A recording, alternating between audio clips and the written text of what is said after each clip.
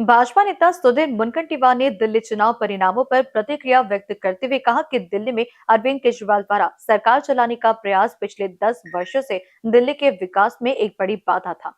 उन्होंने कहा जो प्रयास केजरीवाल ने राज्य चलाने के लिए किए वे विकास और प्रगति में अड़चन डालने वाले थे। मुनगंटीवार ने आगे कहा कि तेलंगाना, आंध्र प्रदेश और अब दिल्ली में मतदाताओं ने यह स्पष्ट कर दिया है कि देश के विकास और अर्थव्यवस्था की मजबूती के लिए ऐसे दल का विजय होना जरूरी है जो इस दिशा में काम कर सके।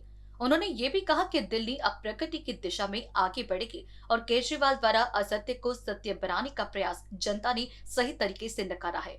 आनंदाची बाब आहे की गेली 10 वर्ष ज्या पद्धतीने दिल्लीमध्ये केजरीवालांनी सरकार चालवण्याचा प्रयत्न केला तो निश्चितपणे दिल्लीच्या विकासामध्ये एक बाधा ठरणारा होता। सर्व फुकट देऊन राज्य चालवण्याचा जो प्रयत्न त्यांनी केला तो प्रयत्न आम्हाला विकास आणि प्रगतीमध्ये निश्चितच आडकाठी टाकणारा आहे।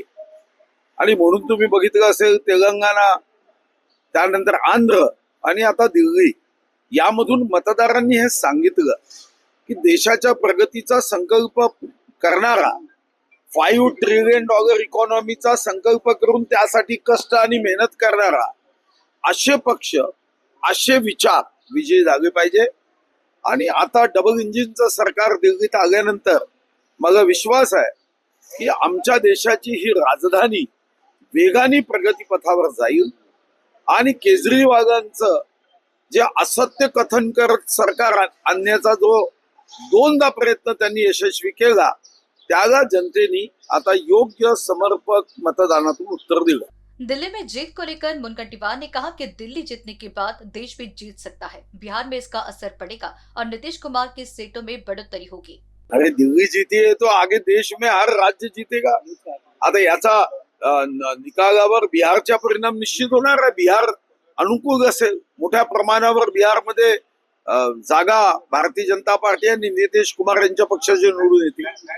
कांग्रेस पर हमला करते हुए उन्होंने कहा कि कांग्रेस पराभव के लिए तैयार है, एक नापास विद्यार्थी की तरह जो कहता है कि वह बुद्धिमान नहीं था इसलिए नापास हुआ। जब कर्नाटक और झारखंड में जीत होती है तब कुछ नहीं कहा जाता, लेकिन महाराष्ट्र में हार के बाद इतने बयान आते हैं।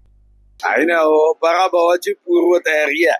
तुम्ही तुमच्या परिसरामध्ये नापास होणारे विद्यार्थी असतील ना, एक नापास होणारा विद्यार्थी दाखवा की मी बुद्धिमान नाही म्हणून नापास झालो, सिलेबसच्या बाहेरचे प्रश्न आले, अशाच पद्धतीचं सांगितलं जातं। यावर काही फार गंभीरतेने बघण्याचं नाही।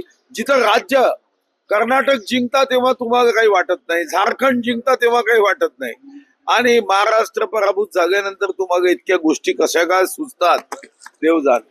मुनगंटीवार ने कांग्रेस के पानीपत पर कहा कि किसी भी पार्टी का पानीपत नहीं हुआ, परंतु जिस तरह से कर्म किए गए उसका फल ही सामने आया है। असं आहे, कोणीही पक्षाचं पानिपत जागं असं मी म्हणणार नाही। हे जैसा कर्म करेगा वैसा फल देगा मतदार। त्यांनी ज्या पद्धतीचं कर्म केलं तसं मतदार फल देतो आहे।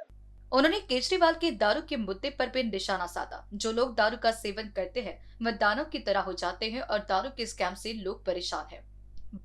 जानी जानी दारूचा हात पकडला, आता दारूचा द हा माणसाला दानवाचा द करतो। त्यांनी दारूच्या ह्याच्यात जे स्कॅम केलं ना, ते स्कॅम हे निश्चितपणे लोकांना आवडत नाही।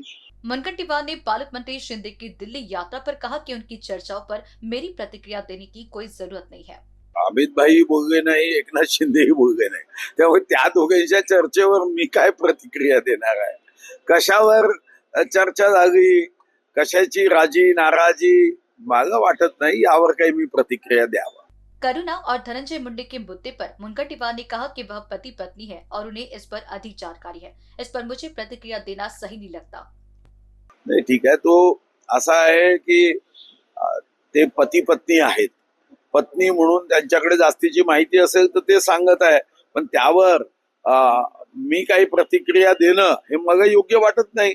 ते पती पत्नी आहे, पती पत्नी मध्ये काय झालं, काय अनबन आहे, काय त्यांच्यामधला संवाद आहे, जेव्हा प्रेमाने होते तेव्हा ते कोणाला भेटत होते, यावर ते दोघे जास्त अधिकारवाणीने बोलू शकतात। वहीं वाघनगी से संबंधित सवाल पर उन्होंने कहा कि अभी और मेहनत करने की इच्छा बनी हुई है। कल मैं एक पारिवारिक कार्यक्रम में व्यस्त था, लेकिन आज मुझे मुख्य सचिव से मिलने का समय मिला है। वागणकार संदर्भात काल मुख्यमंत्र्यांनी म्हटलं की तुमच्याच प्रयत्नामुळे खरं तर वागणक आले. काल प्रदर्शनीचं उद्घाटन झालं नागपुरात ते आता आढळले. मग चांगलं झालं ना. मग याच्यात तुम्हाला काय अजून अजून चांगलं काम करण्याची अजून आपल्याला इच्छा जागी होते, अजून मेहनत करायची. आणि मी सुद्धा आज चाललो आहे. काल मी माझ्या एका कौटुंबिक कार्यक्रमामुळे घेऊन जाऊ शकलो नाही. काल मला अतिरिक्त मुख्य सचिवांचा फोन आला की साहेब तुम्ही एक भेट दिली पाहिजे. आज दुपारी मी तिथे भेट द्यायला जाणार. दिल्ली चुनाव के परिणाम पर मुनगंटीवार ने कहा कि एक चुनाव का परिणाम दूसरे चुनाव पर असर नहीं डालता, लेकिन यदि आप विजय को सकारात्मक तरीके से स्वीकार करते हैं तो उसका अच्छा असर होता है। लोकसभा चुनाव में कांग्रेस और महाविकास आघाड़ी ने अहंकार दिखाया, लेकिन विधानसभा चुनाव में मतदाताओं ने उनका विरोध किया। उन्होंने अंत में कहा कि जनता के लिए क्या संकल्प करते हैं यही सब कुछ तय करता है। असं आहे की एका निवडणुकीचा परिणाम दुसऱ्या निवडणुकीवर होत नसतो. जर तुम्ही सकारात्मक पद्धतीने तो विजय नम्रपणे स्वीकारला तर मात्र त्याचा अनुकूल परिणाम होत असतो. लोकसभेमध्ये काँग्रेसला किंवा महाविकास आघाडीला अनुकूल असे निकाल आले, पण त्यांनी तो अहंकाराने स्वीकारला आणि त्यानंतर होणाऱ्या बरोबर 6 महिन्याच्या निवडणुकीनंतर मतदारांनी त्याच्या विपरीत निकाल दिला. म्हणून कोणत्याच निकालाचा कोणत्या निकालाशी तसा दुरान्वय संबंध नसतो. तुम्ही कसे वागता, तुम्ही जनतेच्या हितासाठी काय कल्पना मांडता, तुम्ही जनतेच्या विकासाच्या साठी प्रगतीसाठी काय संकल्प करता, यावर हे सर्व निकाल अवलंबून असतात. एनबीसी न्यूज के लिए अभिषेक पानसी की रिपोर्ट।